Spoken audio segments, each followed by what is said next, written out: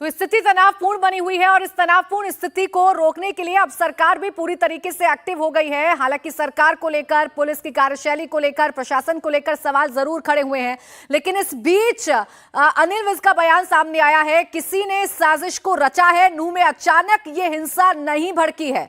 Entry पर पत्थर रखे गए, छतों पर पत्थर रखे गए, ये गृह मंत्री की तरफ से कहा गया है।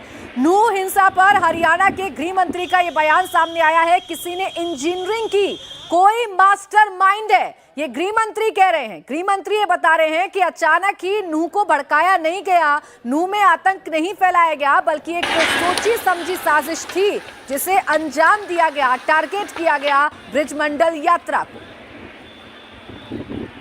जिस स्तर की ये हिंसा हुई है, ये अचानक भड़की हुई हिंसा तो नहीं है।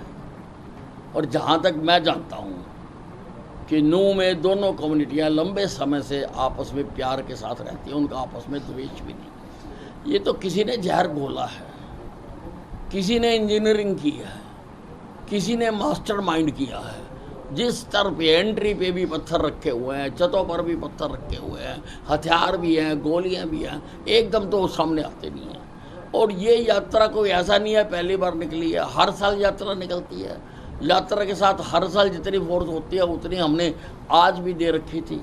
तो मैं किसी जल्दी नतीजे पर नहीं पहुंचना चाहता हूं। हम गहराई के साथ जांच करेंगे, तथ्यों सहित जांच करेंगे और एक एक उस व्यक्ति को जिसने प्रदेश की और देश की शांति को भंग करने का षड्यंत्र किया है, हम उसके खिलाफ कार्रवाई करेंगे। तो हरियाणा के गृह मंत्री के बयान को अगर आप समझेंगे तो वो इस तरफ साफ साफ इशारा कर रहे हैं कि नूंह को जलाने के पीछे एक बड़ी साजिश है और इस साजिश को सोच समझकर अंजाम दिया गया है, सोच समझकर एक यात्रा को टारगेट किया गया है। इंजीनियरिंग शब्द का इस्तेमाल गृह मंत्री की तरफ से किया जा रहा है। तो आप अंदाजा लगाइए कि एक बड़ी साजिश के तहत कैसे मेवात को, कैसे नूंह को जलाया गया है, कैसे शांति को छीनने की कोशिश की गई है। इसके बाद मैं अब आपको वीएचपी अध्यक्ष आलोक कुमार का भी बयान सुनवाती हूं, जिन्होंने हिंसा को लेकर सरकार पर सवाल उठाए, साथ ही कहा कि अब हिंदू अपनी सुरक्षा खुद करेंगे।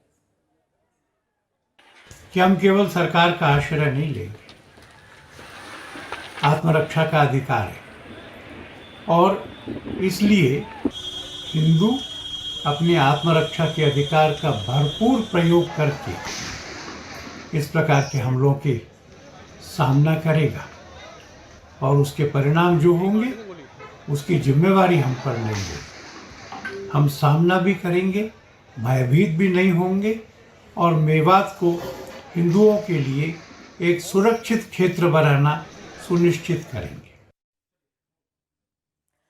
वीएचपी के कार्यकारी अध्यक्ष को आपने सुना। अब दो बयान आपके सामने आ गए। एक तरफ है गृह मंत्री अनिल विज जो कह रहे हैं कि एक इंजीनियरिंग के तहत जलाया गया है मेवात को, तो वहीं दूसरी तरफ वीएचपी के कार्यकारी अध्यक्ष ये कह रहे हैं कि अब हमें सरकार पर भरोसा नहीं, हमें प्रशासन पर भरोसा नहीं, अब हिंदू अपनी सुरक्षा, अपनी रक्षा खुद करेगा। इसी से अंदाजा हो रहा है कि स्थिति मौजूदा हालात में कैसी बनी हुई है, स्थिति क्या कह रही है, कैसे नूंह को सुलगाया गया है, कैसे नूंह में सोची समझी साजिश को अंजाम दिया गया है।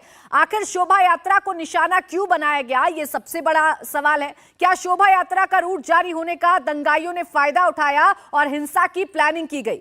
अगर हिंसा की प्लानिंग पहले से नहीं की गई थी तो अचानक कहां से हथियार आ गए, कैसे पत्थर जमा हो गए? आखिर दंगाई पेड़ों के पीछे छिपने में कैसे कामयाब हो गए? इंडिया टीवी हर वक्त हर जगह डाउनलोड करने के लिए सर्च करें India TV news Google play store या ऐप स्टोर पर।